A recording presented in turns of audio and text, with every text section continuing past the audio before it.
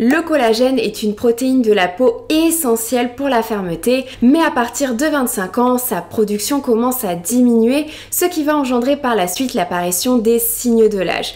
Du coup, dans cette vidéo, on va voir plus spécifiquement quelles sont les vraies conséquences de cette perte de collagène et surtout comment diminuer ces signes de l'âge. Alors allons-y, c'est parti!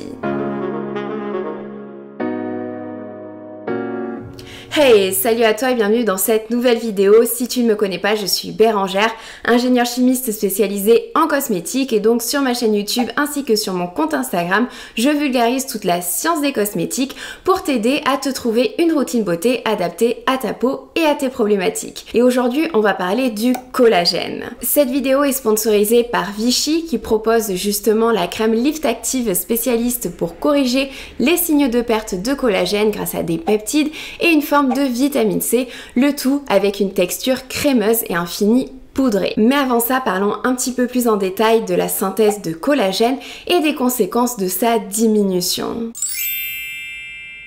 Le collagène est la protéine la plus abondante du corps humain et sa fonction principale, c'est d'apporter une résistance aux tissus pour qu'ils conservent leur organisation structurale. Et en réalité, il existe 28 formes différentes de collagène dans le corps, mais la grande majorité du collagène, entre 80 et 90%, se compose des types 1, 2, et 3. Et il y a surtout deux types de collagène qui nous intéressent ici. Le premier type de collagène, c'est le type 1. C'est le collagène principal dans notre peau. Il représente environ entre 80 à 90% du collagène cutané. Et ce collagène est directement produit par les cellules fibroblastes qui sont présentes dans le derme. Et il y a également le type 3 qui se trouve couramment à côté du type 1 au niveau du derme de notre peau. Et en fait, les deux ont une action synergique au niveau du maintien de la fermeté, de l'élasticité et donc de la jeunesse de la peau. Mais malheureusement, la production de collagène commence à diminuer avec le temps et d'après les données que l'on a,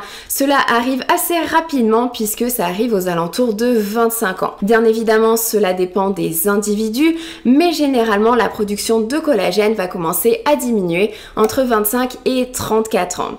Et on va perdre entre 1 à 1,5% de collagène par an. Bien évidemment, ce n'est pas à cet âge-là que l'on va remarquer des signes sur notre peau de cette perte de collagène, mais cela ne veut pas dire qu'il ne faut pas s'en préoccuper.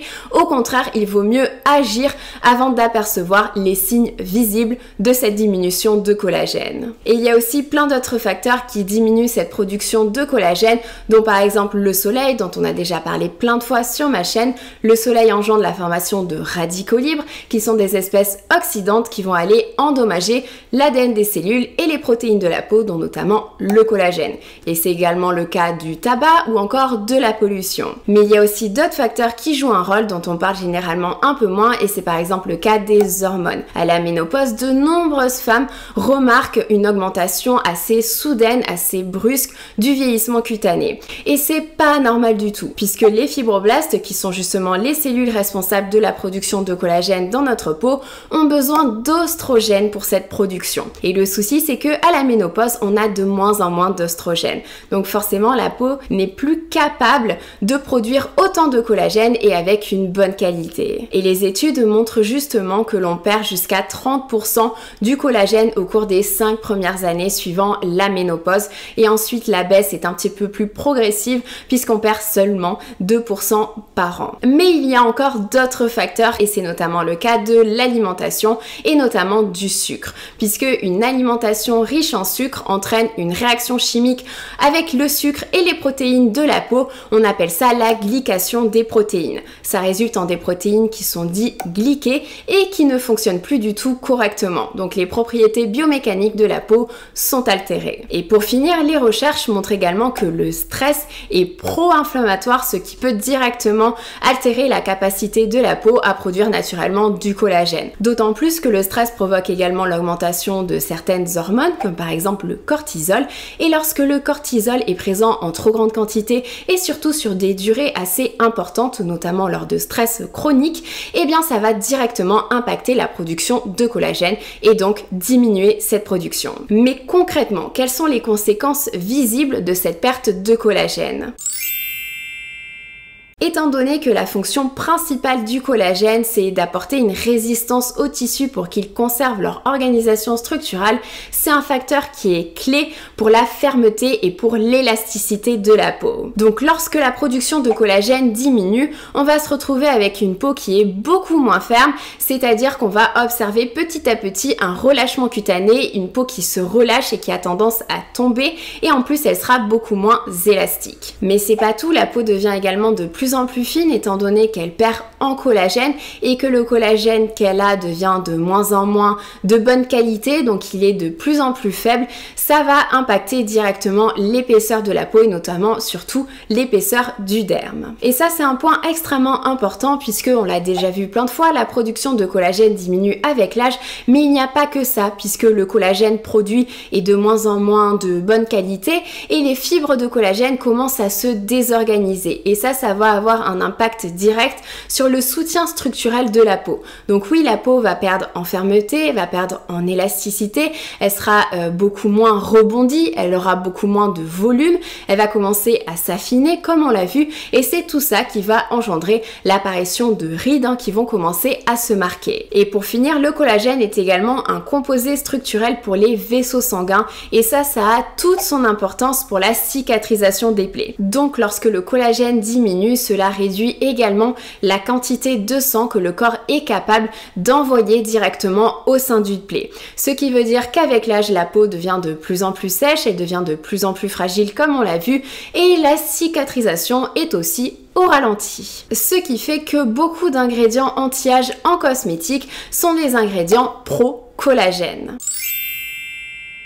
Les stratégies anti-âge visent donc généralement à influencer directement la production des composants essentiels de la peau qui sont produits par les fibroblastes. Donc le but est d'aller influencer la prolifération des fibroblastes ou alors de stimuler leur activité pour stimuler derrière la production des éléments clés de la peau comme par exemple le collagène, l'élastine, l'acide hyaluronique, etc. Et pour cela on utilise des peptides, des antioxydants, des rétinoïdes, d'autres vitamines, des facteurs de croissance ou encore certains extraits botaniques. Donc en ce qui concerne la crème Lift Active spécialiste de Vichy, celle-ci contient un peptide qui est l'acétylhexapeptide 9 dont le but est de diminuer la dégradation des fibres de collagène, cela pour améliorer la fermeté, pour améliorer l'épaisseur de la peau et donc avoir un effet raffermissant. Cette crème contient également un antioxydant pour lutter contre les radicaux libres qui sont engendrés par une exposition au soleil, à la pollution ou encore au tabac comme expliqué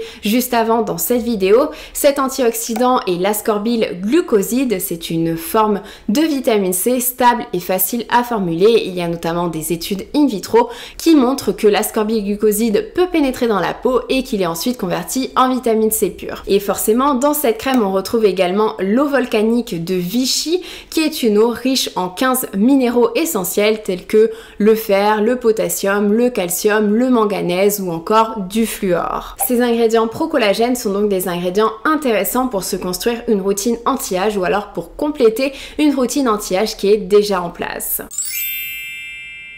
Ce qui est le plus intéressant, je trouve, avec la crème Lift Active spécialiste de Vichy, c'est que au-delà de sa composition, elle a un super fini puisque malgré sa texture crémeuse qui hydrate confortablement la peau, elle apporte un fini qui est très poudré, d'où le fait qu'elle puisse convenir à tout type de peau. Pour l'utiliser, il suffit de l'appliquer après le nettoyage ou après un sérum matin et soir. Il faut bien évidemment faire suivre par un produit solaire si c'est le matin pour préserver le collagène présent que l'on a dans la peau. Pour ma part, j'ai une peau normale et je peux en ce moment l'utiliser le matin après un sérum hydratant antioxydant. Elle ne me fait pas briller au cours de la journée, au contraire elle a ce fini poudré et le soir je l'utilise sans problème après mon rétinol. N'hésite pas à laisser un commentaire si tu as des questions sur le collagène ou alors si tu as déjà testé la crème Lift Active spécialiste de Vichy. Je te fais de très gros bisous, surtout prends soin de toi, ciao.